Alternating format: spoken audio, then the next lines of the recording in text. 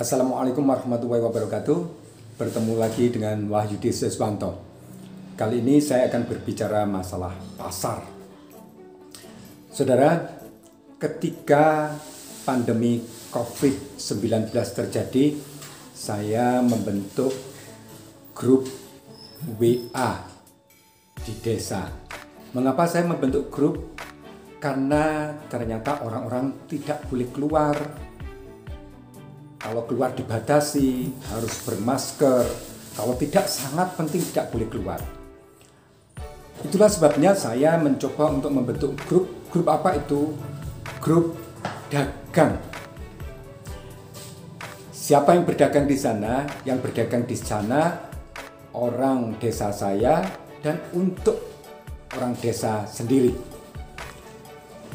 Yang mengejutkan adalah ternyata yang ikut di grup itu 200 lebih. Artinya ada sekitar 200 orang yang berdagang di desa saya. Desa saya kecil, hanya sekitar 50 hektar dengan jumlah penduduk sekitar, saya tidak tahu persis, tapi sekitar 6.000 jiwa. Nah, ternyata dengan penduduk yang sedikit dan desa yang kecil ini, pedagangnya banyak. Mereka setiap hari upload dagangannya, padahal di sana diatur mereka boleh mengupload 1 atau 2 kali satu hari, boleh pagi sampai sore, dan itu kami batasi 4 kali dagangan, 4 kali foto. Ternyata yang upload banyak sekali, banyak terjadi transaksi. Apa yang dijual? Ternyata yang dijual hampir seluruh kebutuhan di rumah. Mereka berjualan makanan, mulai dari makanan ringan sampai nasi. Yang makanan ringan macam-macam. Mereka bisa menjual kue-kue, mulai dari kue yang tradisional sampai kue-kue masa kini. Saya sampai tidak mengerti kue-kue apa saja itu. Juga makanan untuk makan pagi, makan siang, dan makan malam. Mereka menjual dengan harga yang murah. Kemudian minuman juga dengan bermacam-macam minuman. Mulai dari minuman yang diminum di tempat sampai pada yang dikemas seperti yang ada di kota-kota. Ada yang jual pakaian, semua pakaian laki-laki, pakaian perempuan, untuk yang anak-anak, bayi, untuk orang dewasa. Juga peralatan rumah tangga, mulai dari yang plastik, berbahan plastik sampai pada berbahan logam. Peralatan dapur itu mulai dari piring, gelas, panci, rak. Mereka juga menjual. Alat elektronik juga menjual, mulai dari lampu, kabel, terus lampu yang otomatis itu, lampu emergency, terus kemudian alat telekomunikasi, HP, mereka juga menjual. Kemudian ada yang menjual sepeda motor, baik yang baru maupun bekas. Ada yang menjual kulkas. Ini ada yang menjual buah-buahan, tidak hanya sekadar 1 kilo, tetapi mereka juga menjualnya dikemasi.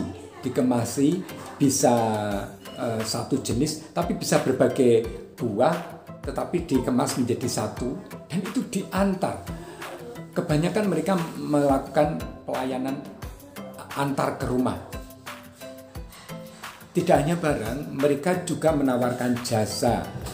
Jasa apa itu? Jasa tukang, kalau kulis saya belum tahu, tetapi jasa-jasa ini mendekor, fotografi, terus video, mereka juga menyediakan itu.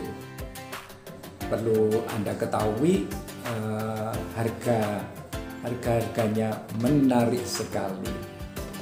Nah, sampai-sampai kalau saya perlu sesuatu itu tidak perlu keluar, tinggal kirim WA, bertanya harganya berapa, langsung nanti diantar jam berapa. Ada yang saya kenal, ada juga yang tidak saya kenal. Mereka menjual mulai dari partai eceran sampai grosir. Keren kan? Ini di desa ada grosir. Saya juga ikut-ikutan menjual. Waktu itu yang saya jual satu madu, kemudian yang kedua kopi. Bagaimana kalau mereka mempunyai dagangan yang sama? Pada awal-awal saya mendirikan grup ini, saya sudah mengatakan tidak apa-apa, ini sebagai tempat berlatih untuk menjual dan membeli. Tidak masalah kalau nanti harga itu sama atau harga itu berbeda dengan barang yang sama. Karena rezeki tidak pernah salah alamat. Saudara, apakah ada sedikit keluhan atau berbagai protes? Ada, tetapi segera kami selesaikan karena yang dagangannya sama, terus harganya berbeda. Ada lagi yang mengunggah foto dagangan tapi tidak ada harganya, terus tidak jelas. Ada saja. Tetapi sampai hari ini belum ada pertengkaran, belum ada konflik di antara anggota grup. Saudara, yang ikut dalam grup ini semakin bertambah. Itu artinya minat untuk berdagang dan membeli semakin bertambah.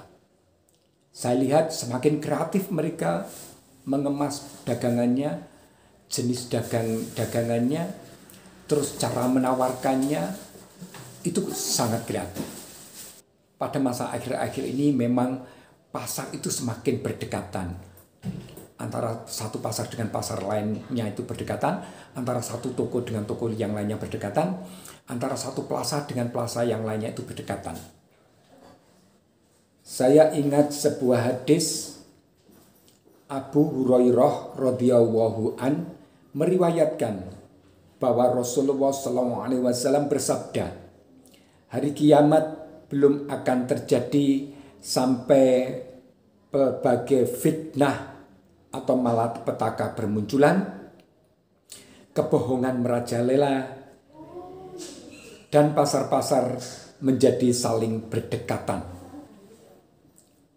Saya tidak mau berkomentar banyak, tetapi sekarang ini pasar memang berdekatan secara fisik. Pasar-pasar dan toko-toko semakin berdekatan dengan dibantu teknologi. Saudara, saran saya, kalau berdagang, tirulah pedagang yang hebat. Siapa itu? Rasulullah. Rasulullah itu jujur dan dapat dipercaya sehingga beliau dikenal sebagai Al-Amin. Dapat julukan Al-Amin. Saudara, kalau Anda ingin berdagang dengan baik, maka jujurlah. Jangan pernah kita berkhianat, jangan berbohong, jangan memfitnah. Ini sebuah etika. Kita berdagang untuk Allah dengan cara yang disarankan oleh Allah, mintanya kepada Allah. Karena siapa yang mendatangkan pelanggan, siapa yang menyediakan dagangan, siapa yang membuat kita tetap bisa hidup, siapa yang membuat laba, siapa yang membuat sesuatu itu menjadi berkembang hebat, yaitu Allah. Oleh karena itu minta pada Allah supaya dagangan kita bertambah banyak, menjadi lebih hebat. Allah mendatangkan pelanggan kepada kita dan semuanya barokah, penuh dengan berkah, diridhoi oleh Allah. Saudara, ini sebuah keniscayaan, ini sebuah gejala yang ada di depan kita, pasar semakin dekat. Oleh karena itu, ayo kita menjadi pedagang yang baik, yang sesuai dengan tuntunan agama. Semoga bermanfaat. Assalamualaikum warahmatullahi wabarakatuh.